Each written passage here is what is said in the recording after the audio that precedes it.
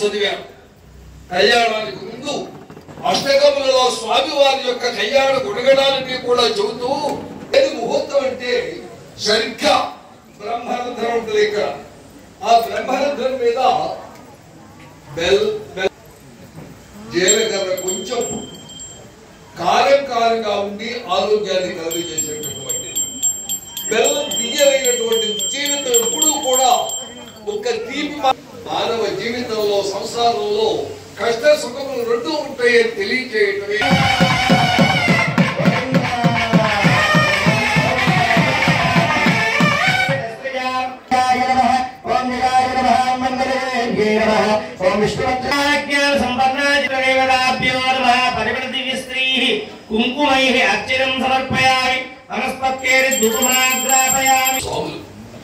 అయిపోయిన ప్రతిసారి స్వామివారికి హారతి ఇవ్వటం. అందుకు అంతకంటే దోషం ఇంకొకటి లేదు. ఎందుకంటే ఈ హారతి ఇవ్వటము అనేటటువంటిది వైశ్వారి మహావిష్ణువు దర్శనమిచ్చాడు పెరియాడు వారికి ఆకాశంలో. అంటే మతస్థాపన చేసిన సమయం